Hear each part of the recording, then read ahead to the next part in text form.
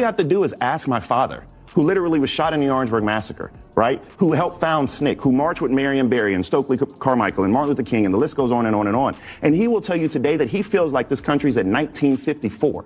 And so if you want to talk about somebody... But that doesn't mean it is. Well, you said he feels that way.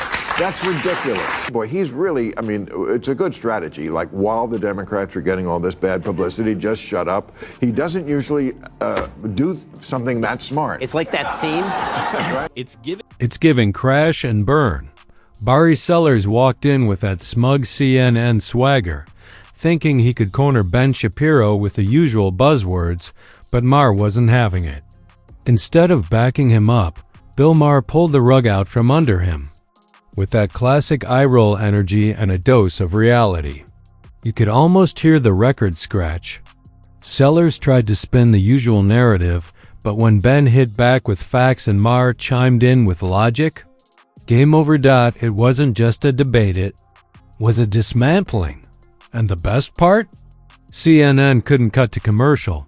Comes to these particular issues, and unless you remove the statistical confound, you end up with trying to blame vague, shadowy figures like implicit bias, which are innately, insanely difficult, if not impossible, to measure. I don't know what he just... But when it came time... Sellers really thought he could get away with calling Shapiro dumb on Bill Maher's turf of all places? Rookie move. Maher may not agree with everything Ben says, but even he had to raise an eyebrow at that claim. You could see it on his face like, wait, you sure about that? Shapiro didn't even flinch. He just leaned in, hit back with a rapid-fire combo of stats, logic, and receipts like he's done 1,000 times before, and left. Sellers sitting there blinking in disbelief. It wasn't just a clapback.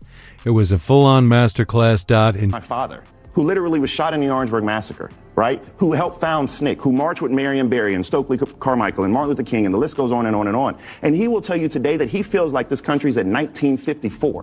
And so if you want to talk about somebody... But that doesn't mean it is. Well, you said he feels that way.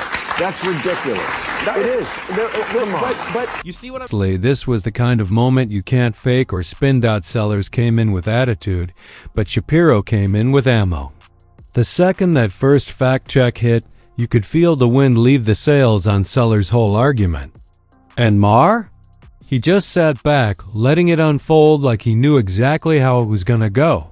That awkward silence?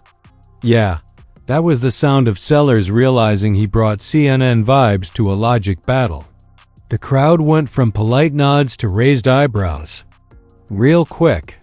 And what's wild is, even people who don't like Shapiro had to admit he cooked. No shouting, no insults, just precision dismantling.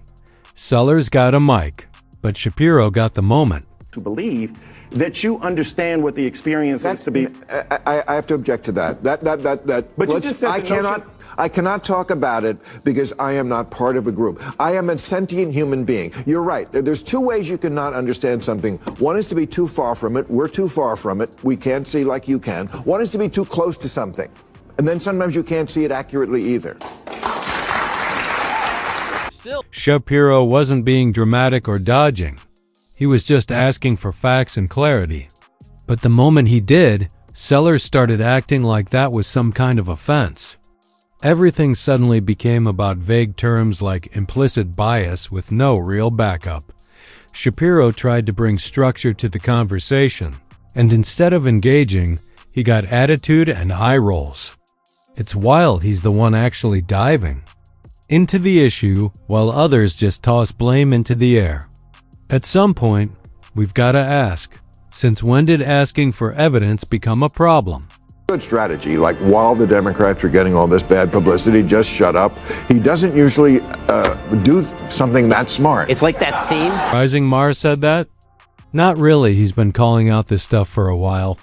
But it still hit, because it showed the real issue.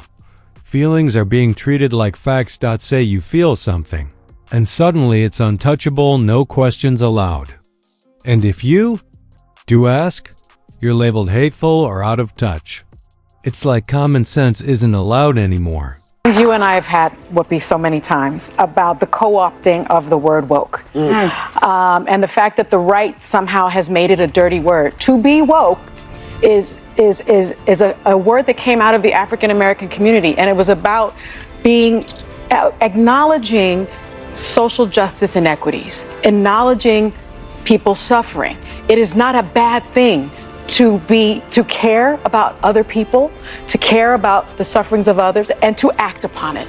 And so it angers me when people are like, this woke stuff has got to go. That's telling me that you don't care about my lived experience. You don't care about the oppression of the LGBTQ community. You don't care about the oppression of the disabled. You don't care about the oppression of immigrants. You don't care about your fellow neighbor. And that is ungodly. That is in a world where truth only matters if it fits the agenda.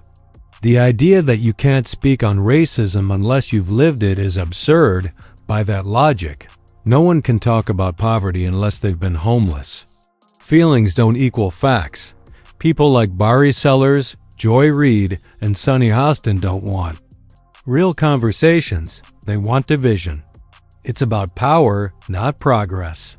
The more they keep people angry, the more control they have. While real change gets ignored, A lot of this goofy stuff. challenge the woke narrative. They can't debate, so they lash out. They want power to control speech and thought. While the real progress made for Black Americans today is ignored because admitting it would end their platform, the term woke has been hijacked into a weapon, demanding full agreement or else you're canceled. And when fairness is thrown out the window, like with men competing in women's sports, it's about forcing ideologies, not justice. Disagree, and you're labeled a bigot. It's all about silencing critics now.